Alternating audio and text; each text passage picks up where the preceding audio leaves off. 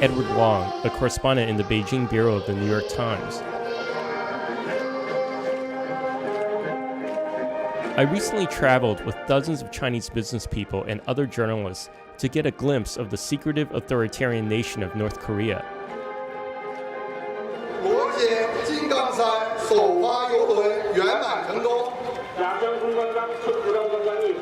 We were invited to be guinea pigs on a trial run of its first ever tourist cruise.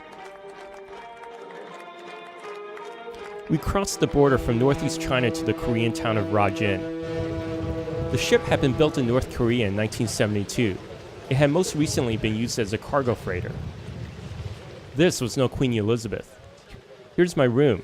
They squeezed 8 journalists in here. The dining facilities weren't quite first class. They reminded me of military bases I had seen in Iraq.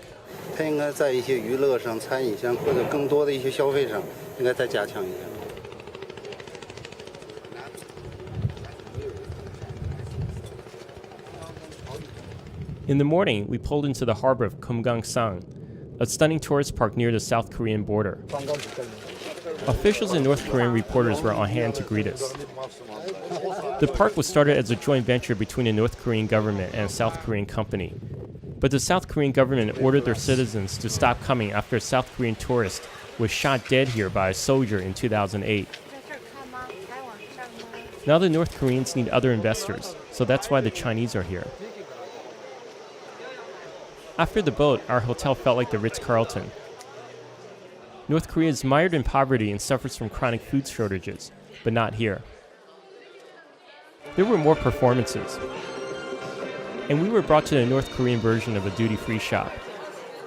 Foreigners have to pay in dollars or Chinese renminbi. North Korea is desperate for foreign currency. The next day, before going back to the boat, we saw more of the amazing scenery. Carved into this rock are words in praise of the families of North Korea's leaders.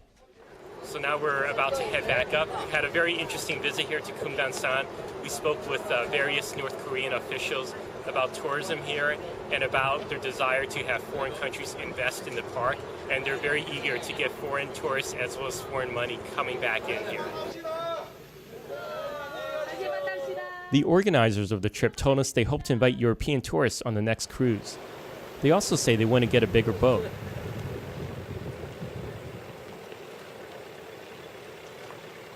Finally, we arrived back at the harbor at Rajin.